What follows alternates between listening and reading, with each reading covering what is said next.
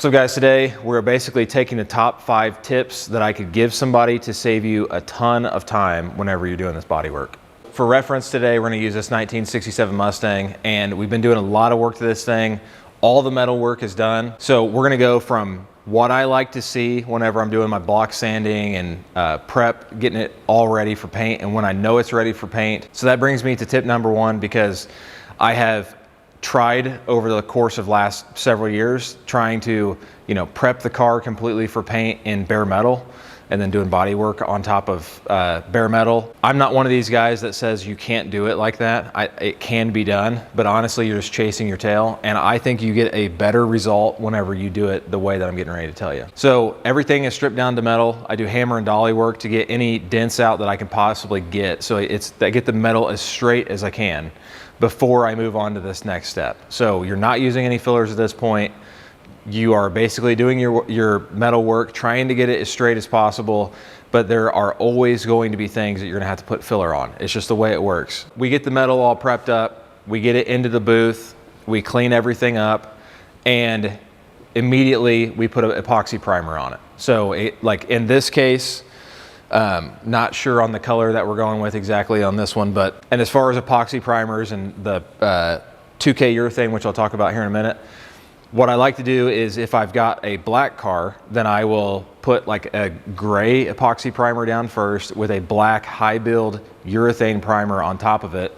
So that way, whenever you're sanding it, you're gonna see this same effect while leaving most of the black on the car. So then whenever you go to put the base coat on, you already have black coverage over the entire car. So it's less material that you're gonna have to use to get even coverage. You don't have to go in there with a black sealer before you do base coat. It's just ready for paint. Now, if we're gonna be doing like, let's say the 56 Chevy I did, which was blue, then I'll use a black epoxy primer and then a gray 2K urethane on top of that. And then as I sand through it, you're gonna see the same effect that I'm gonna show you here in a minute. So the 2K urethane is a 2-part urethane primer. It's a high build primer that gets sprayed right on top of the epoxy. The nice thing about the epoxy is that there's a top coat window. So usually within, I think it's the first 7 days on most epoxies, I try not to push it that far. I basically will spray epoxy, let it dry until the next day, and I spray my 2K urethane right on top of it. So that's the way that I like to do it. That way I'm not in the booth for crazy long hours trying to get, something done. Most paints nowadays are urethane base coats. So then because you've got a urethane primer, you can put your urethane base coat directly on top of it without any kind of a sealer. You literally just spray it right onto the sanded primer. So the reason I do it this way, which obviously, if this was gonna be a black car, then the whole outside primer would be black. Again, you can spray black on top of gray, but again, like I said, you just already have black coverage all over the entire car. So, but as you're sanding, I always put a guide coat on here.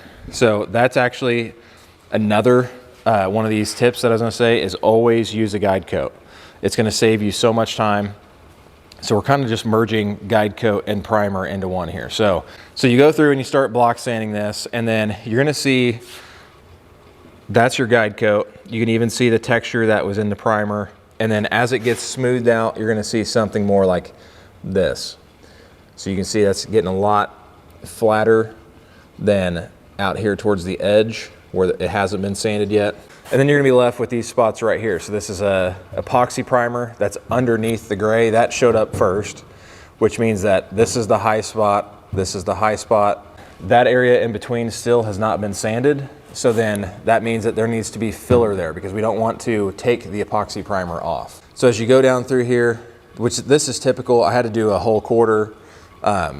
It arrived here with a little dent in the quarter panel right here. It was just very subtle, so I decided to go ahead and use it.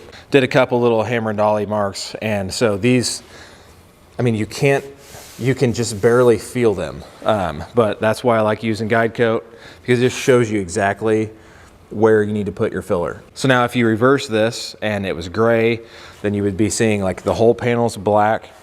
You've got your gray starting to pop up here. On black primer, you can use a white guide coat, which is like super bright white. So then if there's a bright white spot right here between these two gray marks, then obviously you'll see it'll show you the same effect.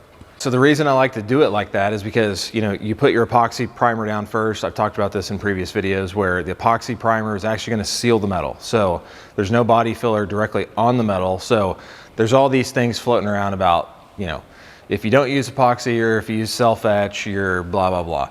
Well, honestly, there's more than one way to do this. It's not like, you know, the whole thing's just ruined. I've seen beautiful cars with self-etch and I've seen beautiful cars with epoxy. It just depends on multiple things. But the biggest reason why I started doing it like this and not leaving the whole car in metal, and you can actually, like, there's plenty of incorrect information out there where people are just chasing their tails and they're trying to prep the entire car in complete bare metal and doing all their block sanding on bare metal, and it just, you know, metal does not sand. So like, you know, everything around it will sand. And if you have a high spot already and you're trying to fill in and get rid of the high spot by, you know, maybe skimming over that whole panel, the second that metal shows up, you're not going to sand it anymore. So just put your next coat on. Or again, start with this type of base so that now you act like the epoxy is the bare metal. So if you've gotten down to the epoxy, stop, and then correct the bodywork from there and then move on. Yes, you have more cost in materials, but it's going to save you a ton of time.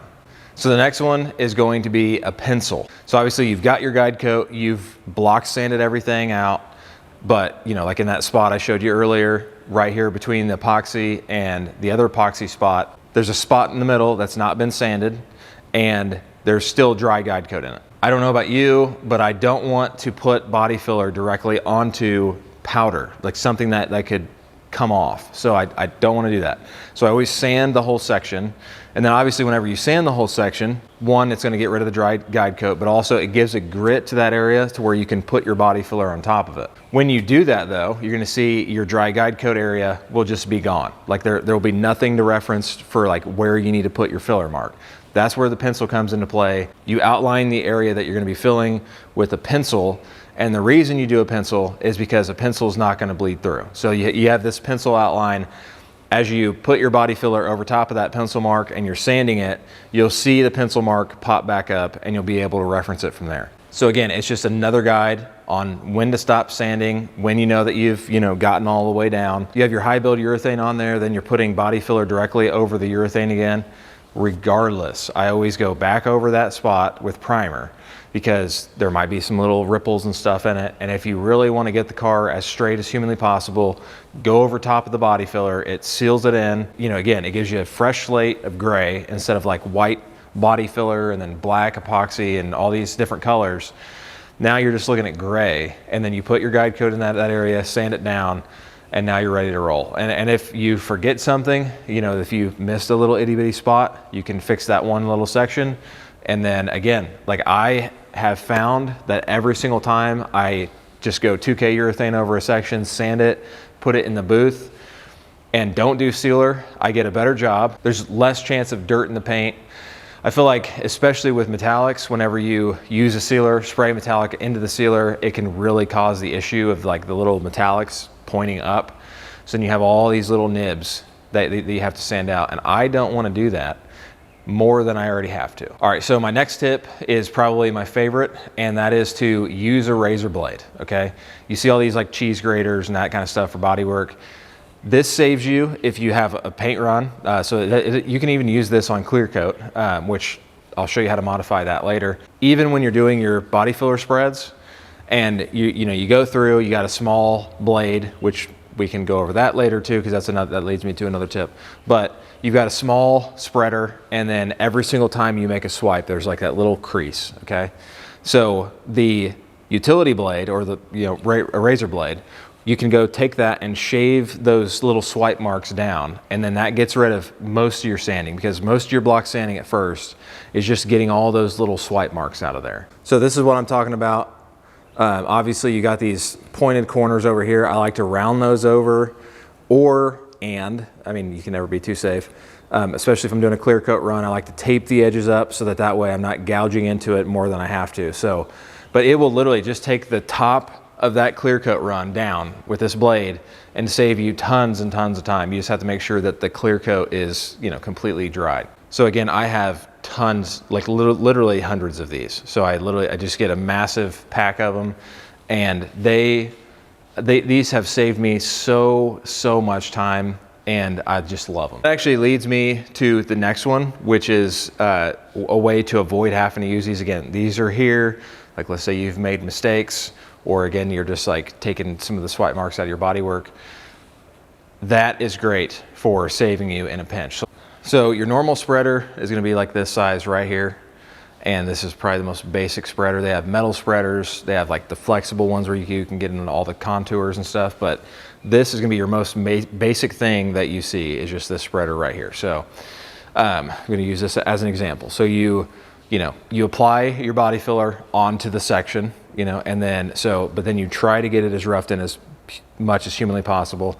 And then you can take a larger, and I'm saying like, I think the one I use, I think it's like 18 inches. So it's made for doing like skim coats on drywall. It's just a big old blade, has a handle on it. You can take the handle off.